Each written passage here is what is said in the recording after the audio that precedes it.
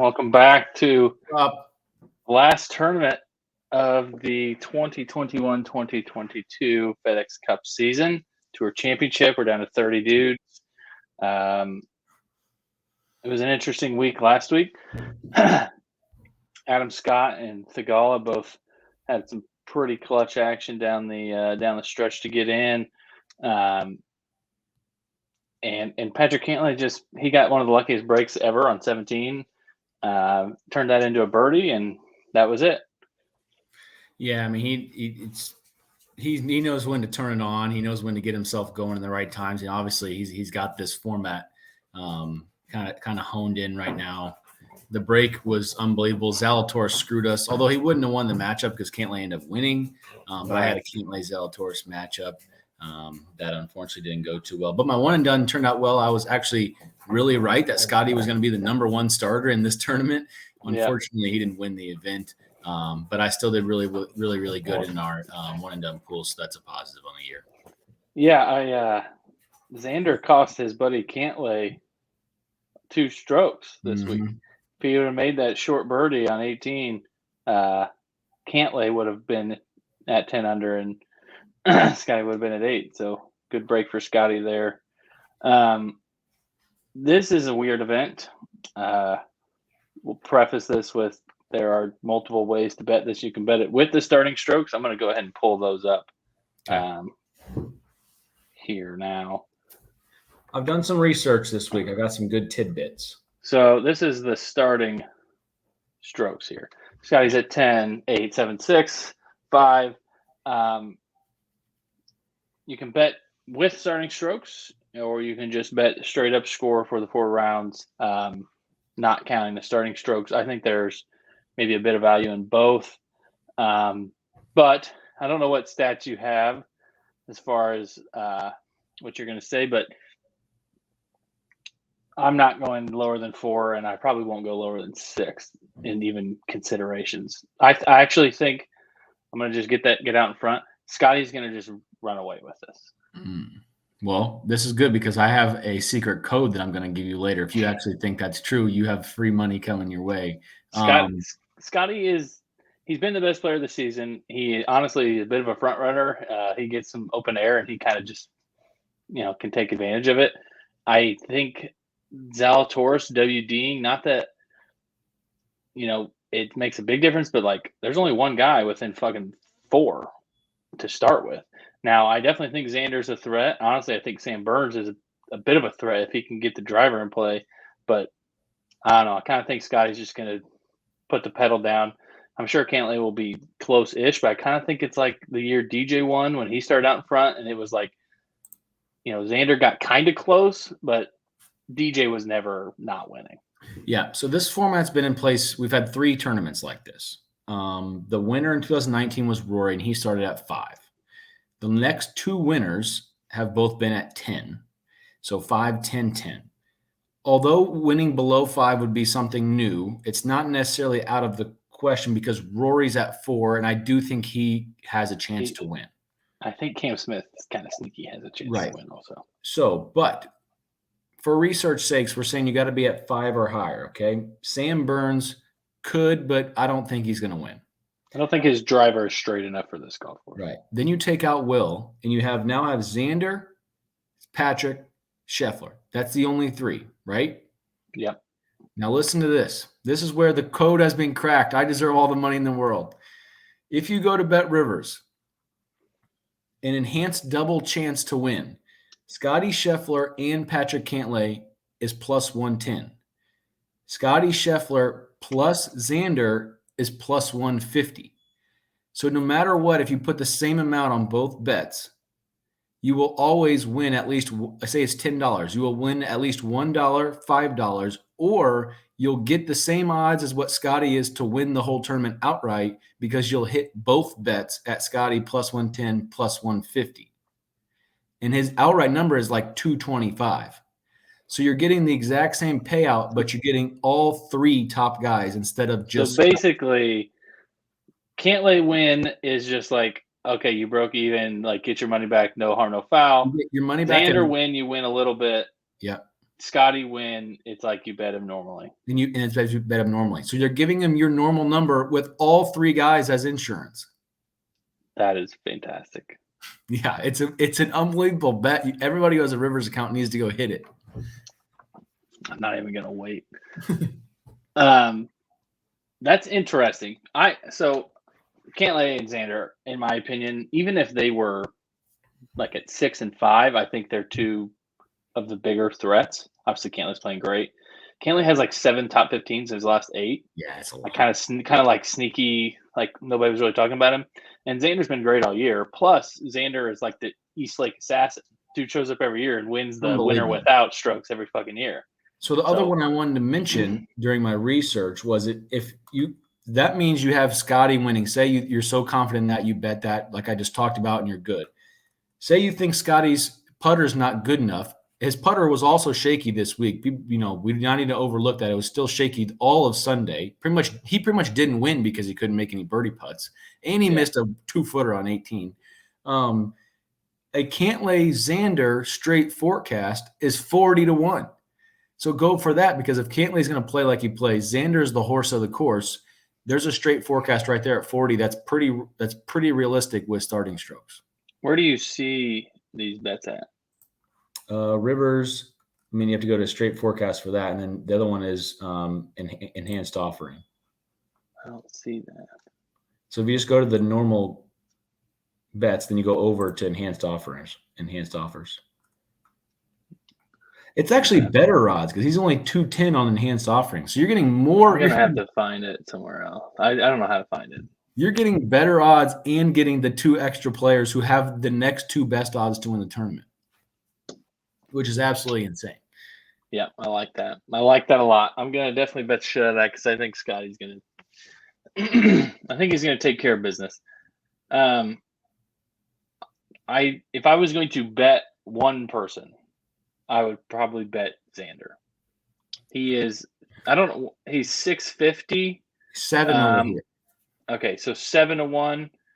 I think that's honestly pretty fair. He could make up most of that. Like if Scotty goes out and kind of shoots like even first day, Xander could make all that up right off the bat. So that's where I would go. I would take Xander at 7, and I don't know that I'd bet anybody else.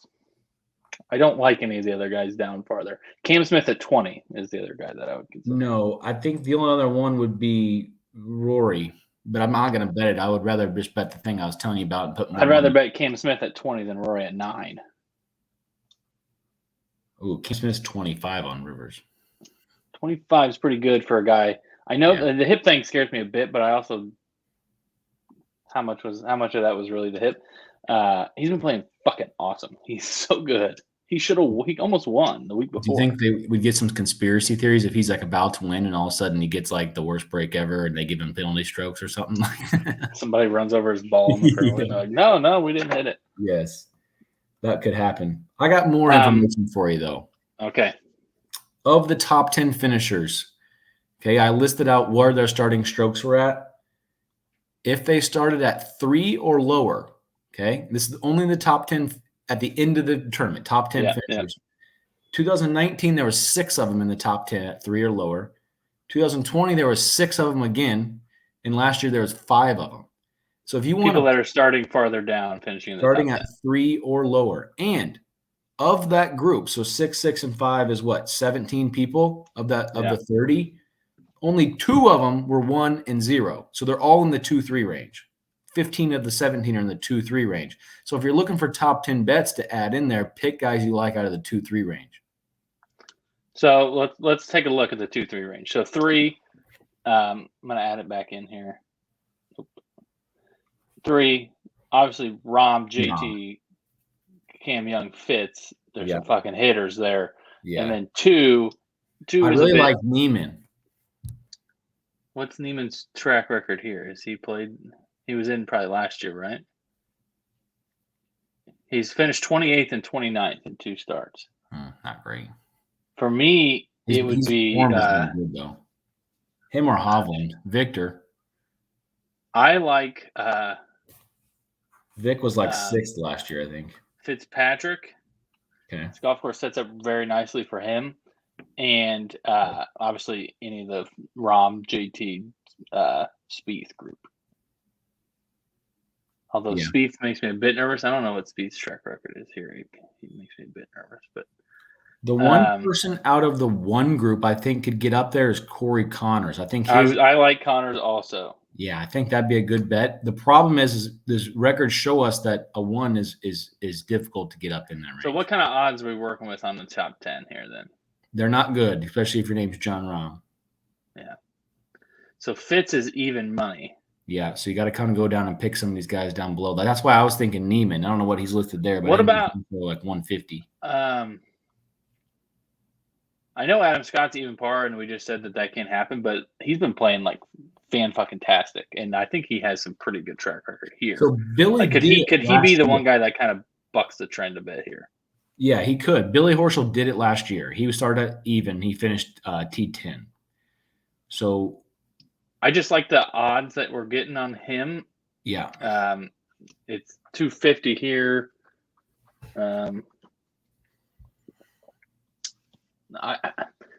Because they're not giving us a whole lot, but Neiman 2-1 here, Spieth 2-1 here. Yeah, those are good ones, right? Those are better. Adam Scott 410. I'll be betting that plus 410. Sungjae's starting at 4, but I think he's going to be up at the top 2. I think he's going to play for starting without starting strokes winner. Look at this track record. Sungjae second, 12th, 15th. Yeah. Nothing crazy here, but okay. JT is probably the guy, obviously, if you could find something that was bettable. Yeah, so let's talk about the course real quick. It's an approach play course, long, narrow. It's honestly a bit similar to last week in that, like, you got to be in the fairway. Like, the rough is so penalizing. It's just hard to make. You can't make birdies if you're not in the fairway because it's hard to get the ball close. So, like, hitting the fairway is important. Now, granted, a lot of guys are going to hit the fairway because you can take 3 woods off some of these holes, but it's still pretty long, 7,300 yards. But it's an iron play golf course. Yeah. And around the green. Some good chippers have place where guys who are good around the green can kind of take advantage. Plus, you're going to need some when you get in the rough off the tee. You're going to miss some greens. So how do we feel about Morikawa ball striking his way into a top 10 from a 1 starting stroke? I don't mind Morikawa either. Plus 210. He was playing great last week till he fucking went double 10 on the back 9. He was in the top 5, I think, headed into the final round, right? Top 10 for sure. Yeah, he was way up there because he was 1 behind Scotty, and he was going to send me to my deathbed if he won the event. He shot 1 over on the front on Sunday, and then started the back par double 10.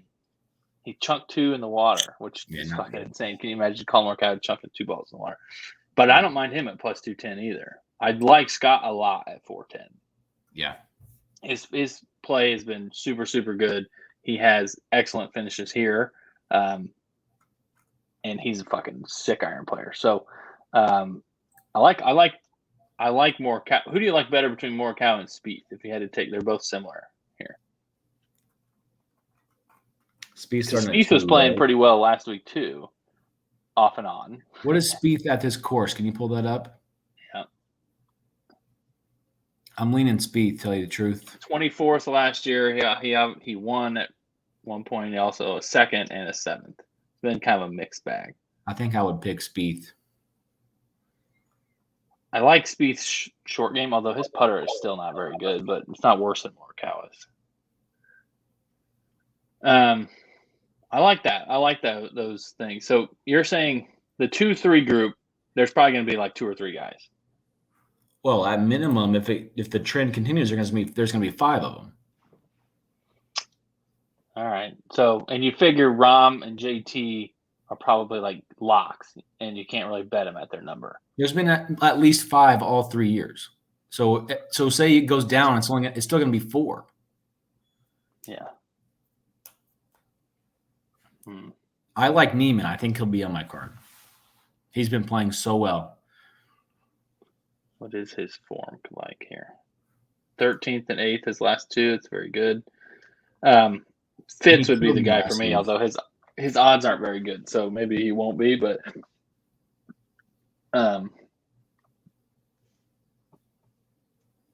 let's look at without starting strokes. I marked down Sung Jae as my choice. I don't mind that. If I'm on Adam Scott to finish top 10, I don't mind Adam Scott at 22-1. He's been playing fucking good. He damn near won both of the last 2 weeks in the sense that he was like in the top 5. Corey Connors at 28 is not bad value if you believe in Corey Connors' experience. Yeah. Other than that, I mean, I still think Cam Smith is sneaky at 20. He's Cam fucking Smith. He's been unbelievable. I think he's kind of getting like he had this hip thing and he's got the live stuff hanging over him. That didn't matter. The dude damn near won 2 weeks ago. So I would not be shocked if he's like in the hunt, shoots some stupid number on Thursday. It's like, fuck, Cam Smith. Cam Smith might cause the tour some serious problems. They might have to write him an $18 million check, and then he says, "See ya." He's out. Yeah, he'd be rich in a couple of weeks, golly. Corey Connors, top 10 without strokes, plus 135, like that. I think there's some interesting matchups too. I'm pretty excited about this week. I think that. All right, let's look at some matchups then. We're gonna make some money. So, I like the Scotty math you did. I will probably just bet that and not bet anybody else because I do think Scotty's gonna. I think the most likely thing is Scotty just kind of. I'm not saying he's gonna blow everybody out by like 8, but he's gonna be ahead by like 3, 4 the whole time. I think it's extremely similar to what DJ did. DJ was always ahead by 2, 3. Xander got kind of close, but it was never really in doubt. And I think that's going to kind of be what this is. And I think Xander and Cantlay are battling for second, similar to what Xander and JT were doing against DJ. So is there a straight forecast that you're interested in with Scotty? Let's see some. Scheffler, Xander, 28. Scheffler, Rahm, 55. What about Scheffler, Cam Smith? So this is interesting because the people who have finished runner-up all 3 years, 2019 started at 4, 2020 started at 3, 2021 started at 6. So you can go down the board and pick someone like that. I don't see the straight forecast. I cannot find those. No. Where? How are you finding them? It's on Rivers Tour Championship. Just under the futures or under the live now. What are we talking? Yeah, futures, and then just go to the main board, more bets or whatever, and then jump over to enhanced offerings or straight forecasts. They're right next to each other.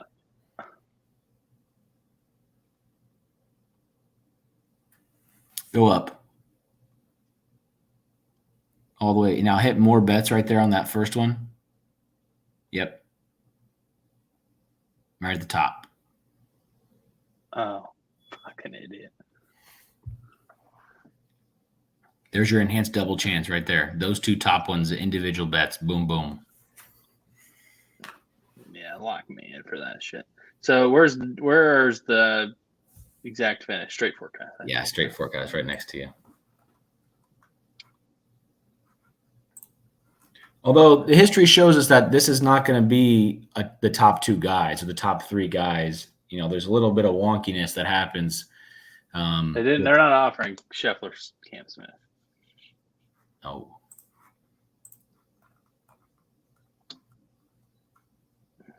I don't mind. There's a lot of good ones on here, actually. Scheffler, Tony. Scheffler, Rahm at 55 is interesting. Scheffler, Rory 33. I definitely don't hate that.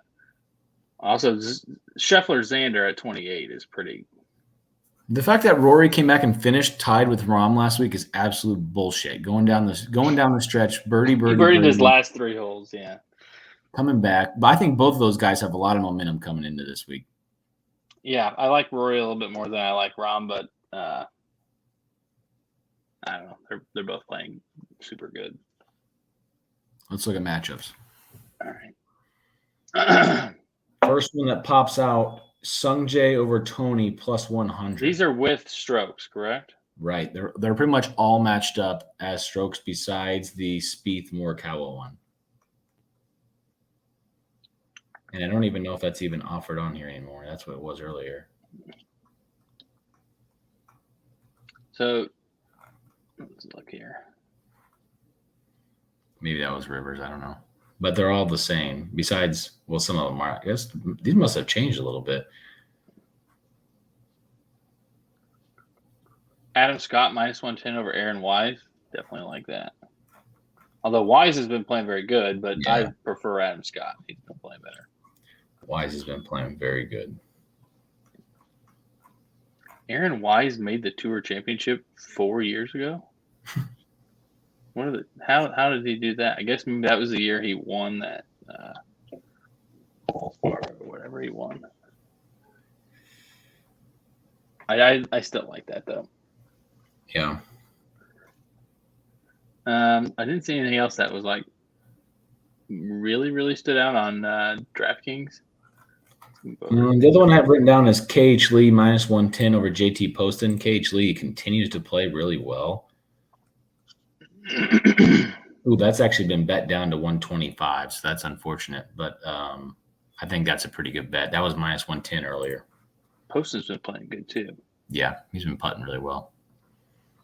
Poston is they're both a bit erratic, let's say. Yeah.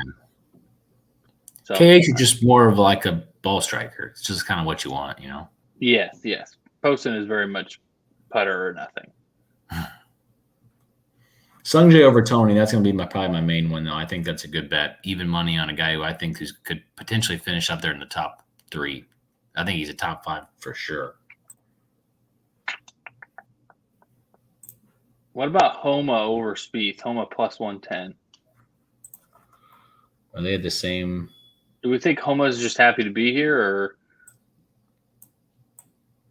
he's been playing fine? I mean, 23rd last week. I wouldn't do that, but I've been. My matchups were bad last week, so maybe I should be fading myself. Spieth is just like, he makes me nervous at all times. Yep. Especially when he could fucking win. It wouldn't surprise me if he like won without strokes, and then it also wouldn't surprise me if he finished dead last. Like, the dude could just go anyway. I don't know. He's so weird.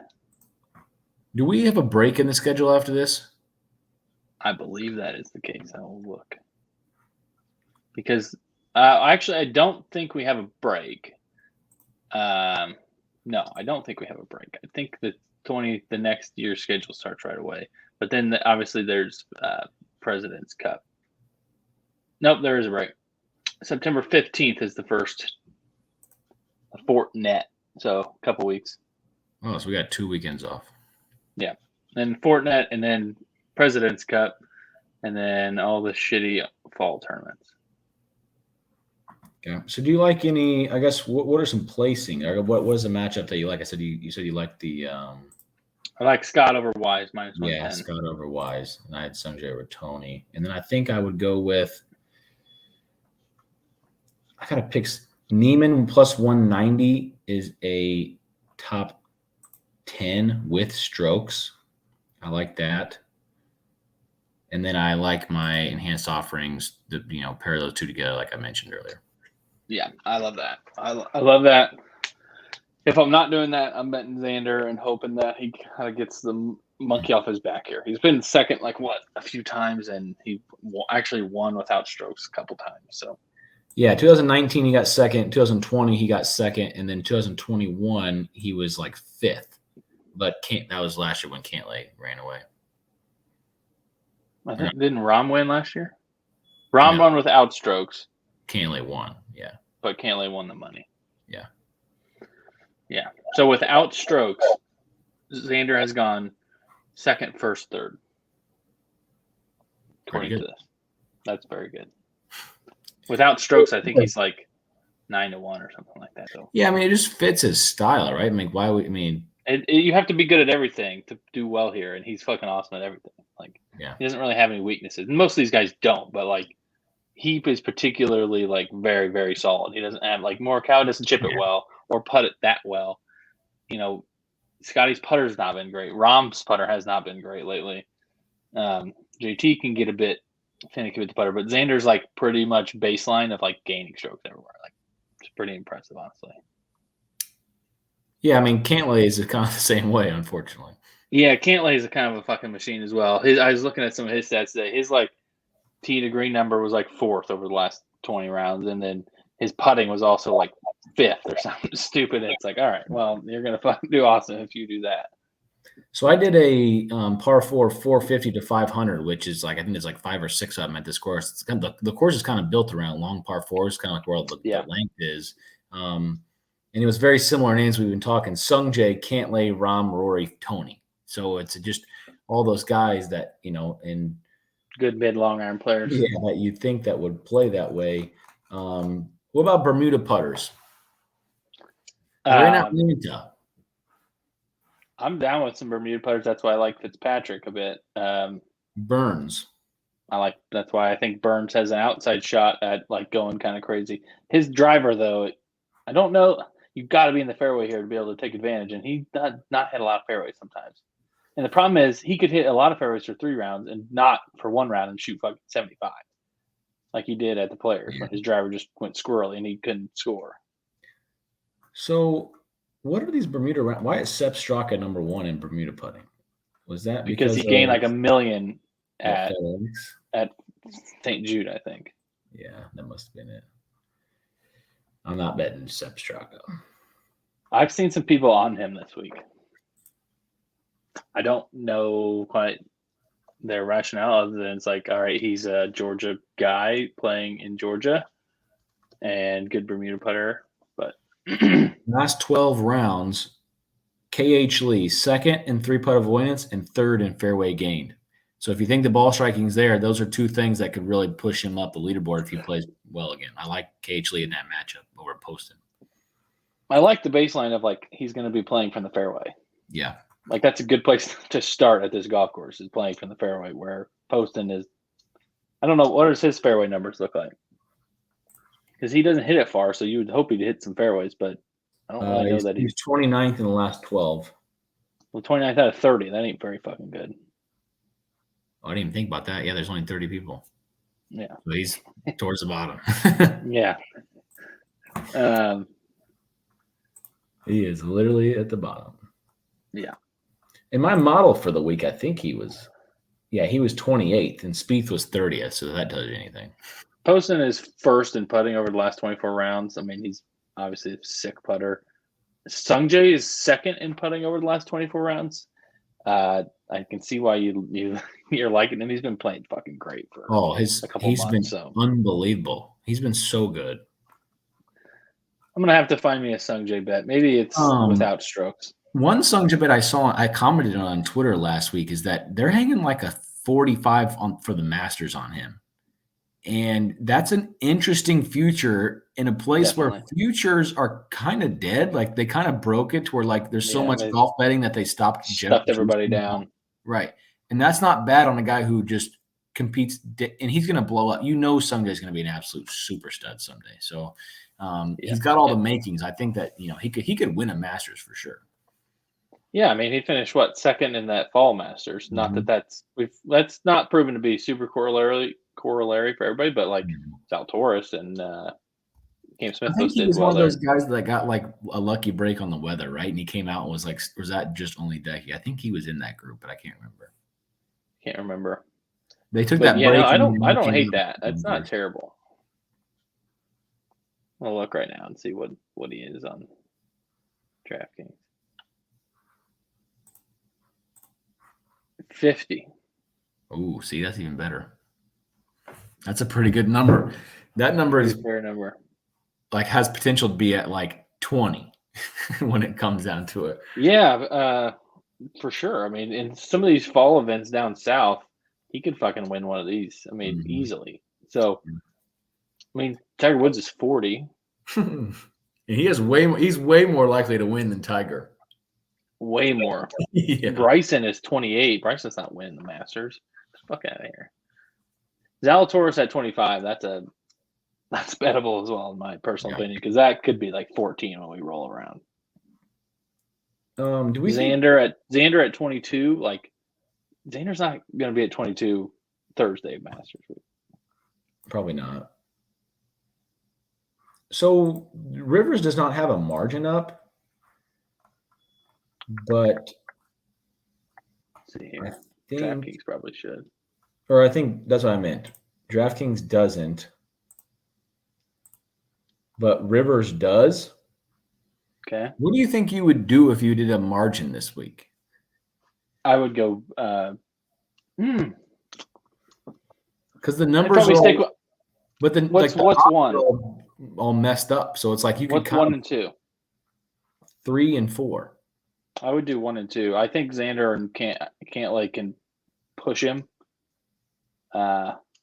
2 strokes, 3 strokes is 400, and then 550. So there's some value there if you think that it could finish in that 3 and under range. You can honestly bet all 3 if you really wanted to. Yeah, you could bet all 3. I'd probably stick with 1 and 2 because I think Xander and Cantlay are playing good enough to push him. And coming down the stretch, like it can go from 4 to 2 pretty easy. So I'll do that. I'll throw those in there. I love the math bet that you did because it's basically like you're almost guaranteed that one of those 3 is going to win. I mean, what are the odds that somebody what would you put the odds that one of Cantlay, Scheffler, and Xander don't win? Like if you had to place a line on the field or those 3, I don't know. I mean, they have that out there. I've looked at the odds, but like, what % chance do you give that happening? You're pretty much betting that Burns, Cam, or Rory wins. Well, no, I'm saying like, I love that bet because I think there's like a 4% chance that somebody else wins. I think one of those 3 win like 90% of the time. The field, you'd have to bet the field at like probably some like maybe 5 to 1. Yeah, they're minus 250. Those 3 triple chance. Oh, so that's pretty close. Yeah, that's not bad. Verstappen to win and that triple chance is plus 160. Verstappen to win, and then one of those 3 to win. Yeah. I would just do the other one I was talking about because then if Scotty wins, double, yeah. Yeah. I like that better, but and Verstappen is like one fucking bullshit thing on the track from a blown tire or something. Well, we saw some reports today that Ricardo's talking to possibly Haas about switching over. So that it is interesting. I'll be interested to see like what his seat's he gonna take. K-Mag? No, Schumacher, yeah, for sure. Yeah, but Schumacher has the name. They can't fucking dump him. Yeah, he absolutely blows. Yeah, he's not good. He blows. All right. Well, for me, it's those bets that you talked about big time, and then I like Adam Scott and it's one of the other for sure going to find 1 or 2 of the guys in the 3 and 2 range to bet top 10s. Potentially, I actually saw JT at like minus 110. I think that might be bettable. Top 10? Yeah. Yeah, that's minus 110, you said? Yeah. Yeah, that's definitely bettable based on what I told you. I mean, he's most in his course history. He's never not finished in the top 10 here. Yeah, so put that on my card. I'm gonna write that down right now. Plus minus 115 is is FanDuel. I don't know what it is on Rivers. I'll look on Rivers right now so I can make that known which ones I'm going to take. He is minus 145 on DraftKings. Minus 120. So on minus 115. Yep. He's never not finished in the top 10. Playing fine. Neiman was plus 190. I'm adding that, and then I'm adding a Sungjae top 5. I think you can get Neiman higher than that. Really? Yeah, he's 2 to 1 on FanDuel. What about Sungjae top 5? With starting strokes? Yeah. 320. Add that too. Love it. Okay. F1, Belgium. I don't know anything about Belgium. I'm gonna look up the Max is minus 115. That's the lowest it's been in a while. And Leclerc's plus 350. That's the highest it's been in a while. They've been pretty much like 120 and 2-1 or less for Leclerc all season. I think maybe the last couple of races broke that a bit. Yeah, they're catching on that you can't just put Max up there with. They're like Leclerc is pretty unreliable at this point. So yeah, I agree. I don't want to touch it because I was on the train of just bet Max and move on, but it obviously would have paid off. I'm trying to look at the schedule, but it's not loading. We don't have any races. These parlays are still fun that they have on here.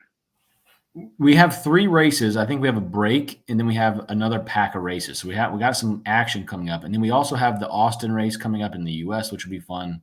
And there's honestly not that many left. Like once we get into winter, the F1 season ends. So, and Austin historically has kind of like shown who's going to win the championship a lot of the years, or at least like in that window. If Max wins this week and does well, like leading into that, and he wins that, it's probably a wrap. Yeah. So we'll kind of figure out some stuff. And it'll be more so like, can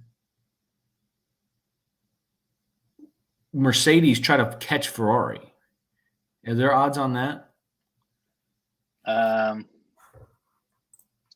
Maybe in the futures. F1 futures. No, they just have championship. Okay. Max is minus 1,200 to win the championship. Do you remember when he was like minus 160 and we're like, you should bet that? Yeah, that's and I didn't fucking bet it. Yeah. Now he's minus 1,200 and clearly going to win. And Red Bull was the same. One of us was on Red Bull. One of us was on Red Bull's minus 1,000. So that's what I said. Red Bull, you have that they're 100% going to win, and then it's like now it's all gone downhill. Yeah, fuck that up.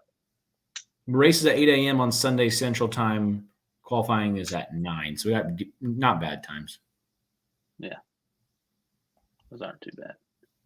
And the Netherlands should be about the same next week, or in the same general region of the world. Yeah, I'm not a geography guy, but yeah, same exact thing. Besides qualifying, it's at 8 instead of 9, but yeah. So after Italy, so we have 3 weeks in a row. We take a break, and then we go Singapore, Japan, Texas. Max will have it wrapped up before we get to Texas, in my opinion. And then it's Mexico, Brazil, Abu Dhabi, but more likely those are going to be meaningless. There may be some constructor stuff, but I think Max is going to have it wrapped up, and Red Bull's probably going to have it wrapped up. It'll be fight for second. I do think Mercedes has a pretty good chance. I can't remember. What are the standings look like? They're like pretty damn close, correct? Yeah, I think they could do it. They are 30 points behind them right now, and Red Bull's a billion points ahead of everybody else. And the Mercedes is also like 205 points away from Alpine.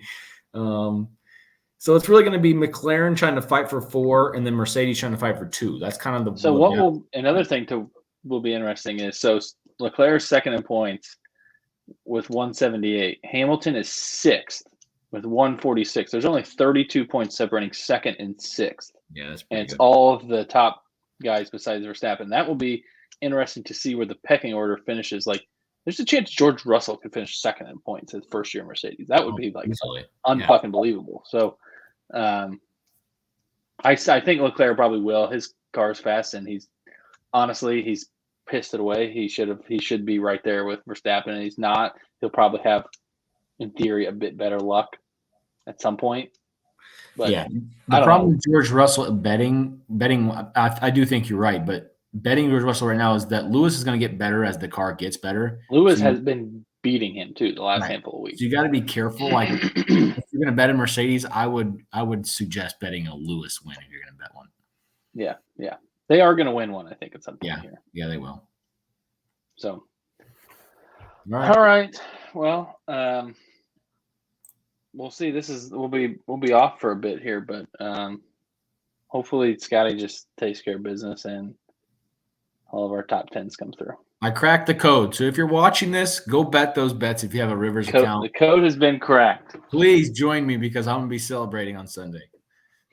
All right. Peace out. See ya.